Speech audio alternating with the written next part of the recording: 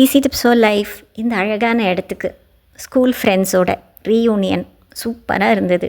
2 நாள் 2 நிமிஷம் மாதிரி போயிடுச்சு. நீங்கள் பார்த்தீங்களா? ஹாப்பியாக இருந்தோன்னா டைம் வேகமாக போகுது. அதே இது எங்கேயாவது வெயிட் பண்ணிக்கிட்டே இருக்கோம், காத்திருக்கிறோம் அப்படின்னா டைம் ரொம்ப ஸ்லோவாக போகும். இல்லை அவசர அவசரமாக லேட் ஆகிடக்கூடாதுன்னு ஓடும்போது 9:30க்குள்ளே போகணும் அப்படின்னா அந்த 9:30 வேகமாக வர மாதிரி இருக்கும்.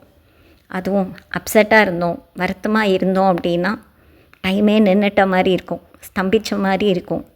அதே நேரம் யாரையாவது விட்டுட்டு கிளம்பும் பொழுது ஐயோ அந்த பஸ் இன்னும் கொஞ்சம் லேட்டாக வரக்கூடாதான்னு நினைப்போம். ஆனால் அந்த பஸ்ஸு டக்குன்னு வந்து நிற்கும், நேரம் வேகமாக ஓடும். உண்மையிலேயே time is very precious. So உங்களுக்காக நேரம் ஒதுக்குறவங்களுக்கு நீங்கள் உங்கள் நேரத்தை கண்டிப்பாக கொடுங்க, அவங்கள ரெஸ்பெக்ட் பண்ணுங்கள். அது மட்டும் இல்லை, அவங்க நேரத்தையும் சேர்த்து நீங்கள் வீணடிக்காதீங்க. Thank you, tata.